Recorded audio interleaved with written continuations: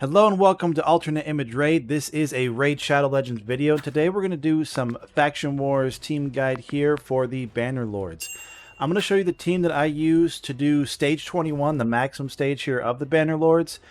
And this is the team that I originally cleared this with. This team can do this fully automatic. It also means you can use this to farm the rewards from the Faction Wars. And when I originally cleared this team, you'll see that two of them aren't actually level 60. I did these with Giscard here and Ursala at only level 50 at only 5 stars without Masteries. So this is a great team. If you happen to have these champs, of course, they are amazing champs. It isn't necessarily easy to get all of these. However, you'll see my roster here is not diverse. There are not a lot of Faction Wars champs. This is just what I had, and it happened to work out. We're going to jump into this. I'll go through. We have Giscard the Sigiled. We have Archmage Helmut. We have Ursala The Mourner. We have Stag Knight, and we have Sethallia. And these guys just slap. They work really well. It's not an amazingly fast run, but it's very safe, very consistent to get your 3 stars in. So let's check out what it looks like. After this run is over, I will go show you all of the stats for these champions. I'll show you their masteries, their stats, their gear. I don't have any AI programmed in, so I don't need to show you that. It just runs by default. You could probably set up some AIs to make it more efficient than I have it even, but I have found that it gets the job done without any extra work, and that is pretty nice.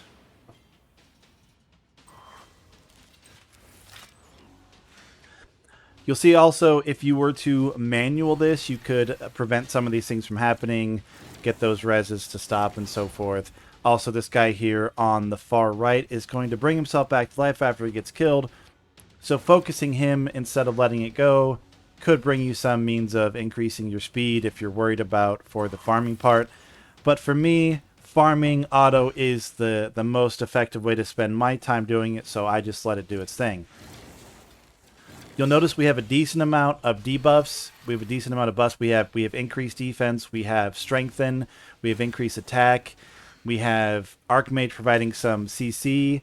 If they get too many buffs up, Sethallia will strip their buffs up, providing some heals for our team as well. And then Ursala has a chance of reviving anyone who dies. You'll see that buff strip went out there, very nice. Some stuns went out. The enemy team is just controlled. And that's what's pretty nice about this. We have decent buffs, decent control. No real damage, though. Like, everybody has some damage in their kit. Archmage provides decent damage. Stag Knight provides decent damage. But we don't actually have, like, a pure DPS champion.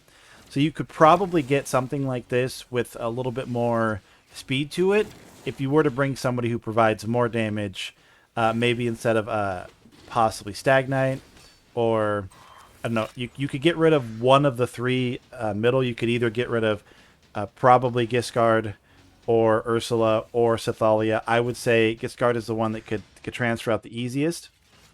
He isn't bringing anything that is super remarkable that somebody else isn't also bringing. But having that additional tankiness, that additional buffs, that survivability, it is pretty nice. You'll see he gets slapped. He is low level still, so he's just taking that damage. His HP pool is low, but it's just not mattering. He gets healed up really quick. The only one who it really matters if they die is keeping Ursala alive. However, for getting your 3-star, obviously, you would fail that if Ursala dies. But for farming, I have had Ursala die before, particularly when she was only a 5-star champion, and it didn't matter for the team being able to complete the mission. So I just kind of let it go. This boss, let's check out the abilities real quick. We'll see it has a chance of placing a fear on your whole team. It will revive its dead allies, and it places a sleep buff on itself, although it doesn't matter because it's always going to be getting hit, so that sleep is going to be irrelevant. And then this one is actually major. It attacks with its allies, and the allies do a lot of damage, particularly with that team attack. And if the allies are dead, it provides a full block damage on itself. Now, that block damage doesn't matter as much, depending on how quick we rotate through Sethallia's abilities, because she can purge it. But since we're not really in any danger of dying, we'll see that if it takes an extra turn to kill the boss, not a really big deal. See, the buffs just stay up very consistently. The debuffs stay out very consistently. On this boss, the control doesn't really matter because, of course, the boss can't be stunned. The ads have a chance of being stunned, But the ads get taunted here by Giscard, and it doesn't matter because they provide their default ability. They kind of do what they do regardless. See the ally attack comes out. Decent amount of damage going out there, but with only one of them, it's not too much of a struggle. You'll see we're all rebuffed up again. It's just very consistent. If you happen to have these champions to use here, it's really nice. Now, Ursula could be swapped out by somebody else who has a decent amount of survivability and can revive. Sethallia could be swapped out by anybody who happens to provide a buff strip, particularly, as well as a heal. Archmage is really there for just some buffs and some CC, so somebody else with crowd control, pretty nice. Stag Knight, again, mostly just there for the debuffs, a little bit of turn meter control on him. So everybody's pretty flexible. Of course, if you swap out everybody, it's a totally different team at that point. But for this team, if you have everybody but one, you can still easily make this work, particularly if you were to do this manual. You don't have to worry about it. See damage. Ursula's not doing much. Sethallia is not doing much. Giscard starts to do a little bit. Stag Knight actually kind of slaps. And again, I will go show you their gear and their masteries right now. We can get this pop-up off the screen for a moment. Going to go to recently used. It is pretty nice.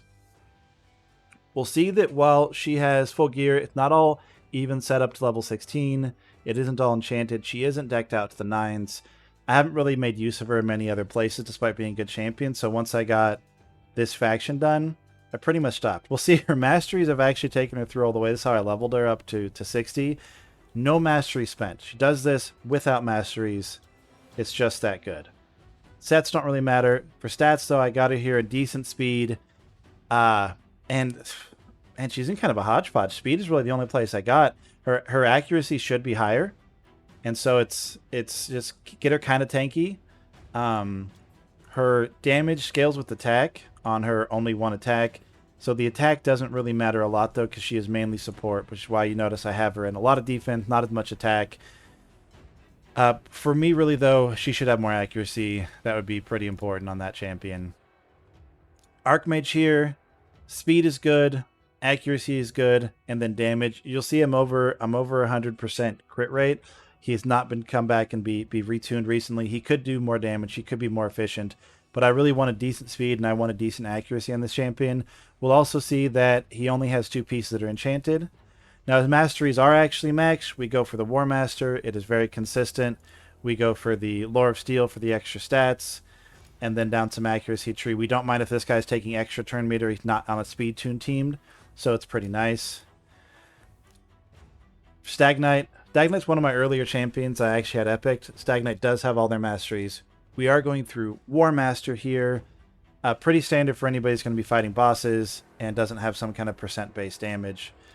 Lore of Steel. Lore Master would be a cool ability. Increase the chance of placing debuffs. Extend the duration. Just pretty standard stuff. Skills, I want a decent amount of speed. I want his accuracy up. We'll see he actually has pretty good crit damage. Now, I could probably tune him better to have 100% crit rate, but this is kind of a support champion. So we just have middling stats. We want him to be a little bit survivable, a little bit damage. We want the debuffs to land. That's where we're at. We'll notice also, not fully enchanted. This champion could be better. You see how good this team is, even without these guys maxed out.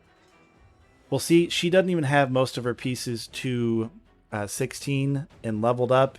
Like I said, I haven't really done much with her other than level her for the sake of champion tournament events. That's the only reason she's actually past 5-star. Not that she's not a great champion. So now for her, I want her to get more speed. You'll notice her boots, however, are only only level 12. When those go up, her speed will be in a much better place. Her accuracy is good for landing any of that. Her health is pretty decent. She's relatively survivable. But excuse me, getting her gear up, however, will get those stats to a place you kind of want them to be. We did, however, put her in this immortal set for that healing. Her skills scale with attack, which is unfortunate because she is primarily a support champion, so we're not going to get high attack on her.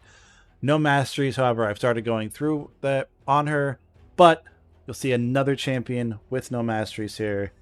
We're seeing the same thing with Giscard. No masteries on this champion. Look at his gear. Look at this. It's not even like we have only 2 pieces of 16. He doesn't even have these pieces on him. This team does not need a lot to survive. Like I said, this guy is the one who could most be subbed out.